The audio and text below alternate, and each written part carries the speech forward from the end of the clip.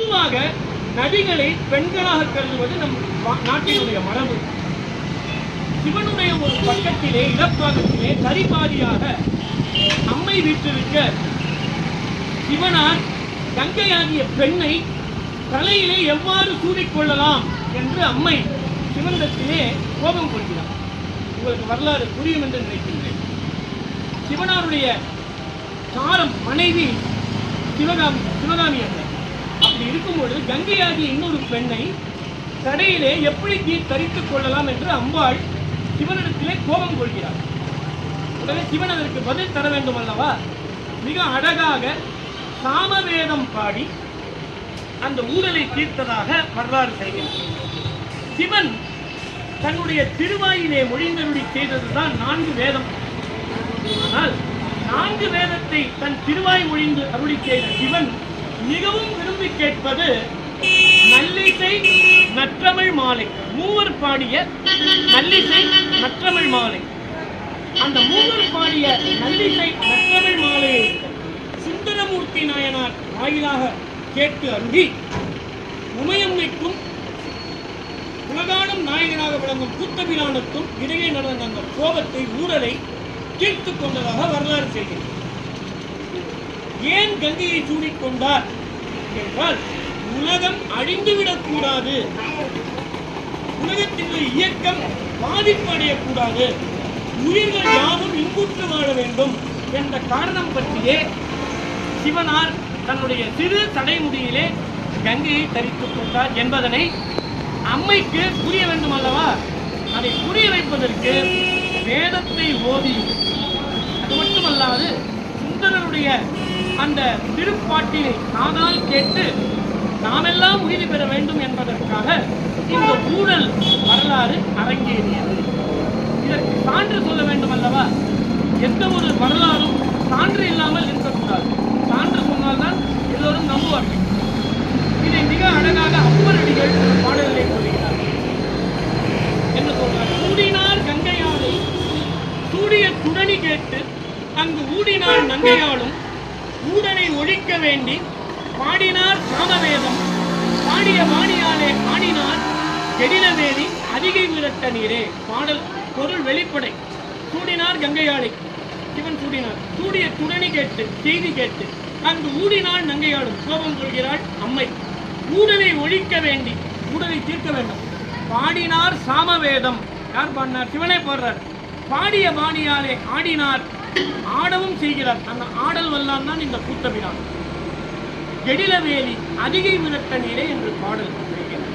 பகீரதன் தவம் செய்த அந்த செய்தி சுந்தரர் சொல்றார்.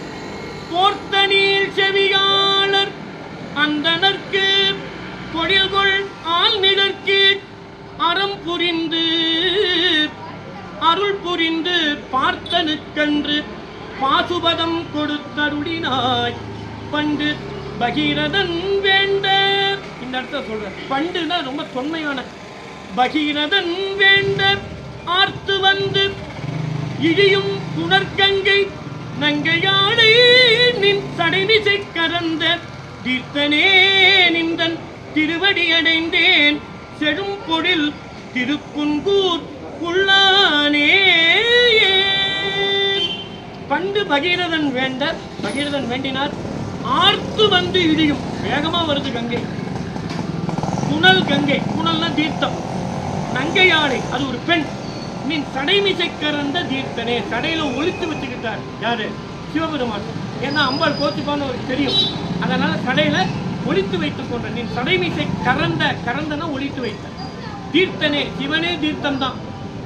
தீர்த்தங்கள் ஆயினார் தாமே அப்படின்னு பாடல்கள் சொல்லுது. சிவனே எல்லாவாவும் இருப்பவர். எங்கும் ஒரே பெற்றியாய் தூயதாய் விகாரமின்றி சச்சிதானந்த சைதன்ய பிழம்பு யாருன்னு சிவபெருமான்.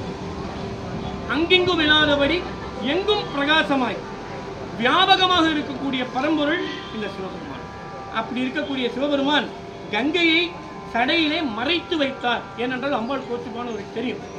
அப்படி இருந்தும் அம்மை கோபிக்க இந்த அம்மையினுடைய கோபம் தீர்ந்து மீண்டும் அம்மையப்பராக காட்சி தருவதற்கு எதற்காக என்றால் உலகம் இயங்க வேண்டும், நாம் எல்லாம் இன்புற்று வாழ வேண்டும், உலகம் இயக்கம் பெற வேண்டும், உயிர்கள் எல்லாம் தான் யார் என்பதனை அறிந்து கொள்ள வேண்டும்.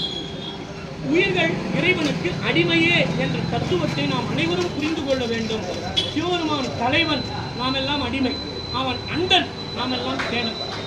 சிவன் இல்லை என்றால் நாம் யார் என்ற ஒரு வினாவிற்கு பதிலே கிடைத்திருக்காது. தன்னை உள்ளவாறு அறிந்த பின் சங்கரருக்கு அடிமை என்பது பெரிய புராணம்.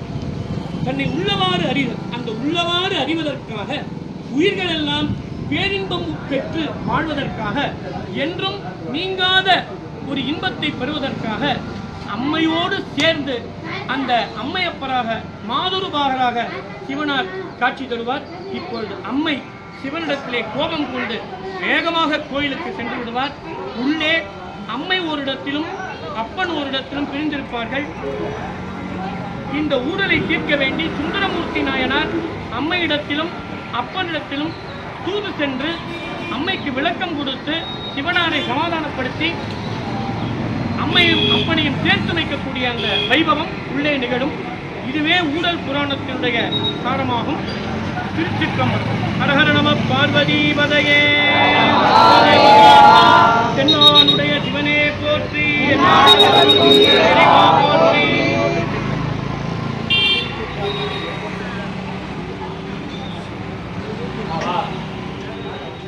பாட்ட வேணாம், நேரம் கண்ட்ரோல் சாமியா போ நேரம் பாட்டு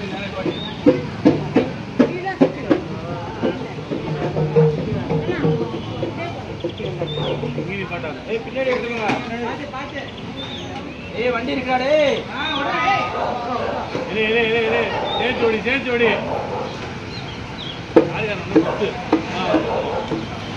சாமி வருதுன்னு தெரியுது. அந்த காலில் போன வச்சுக்கிட்டே எங்கதான் போவீங்க?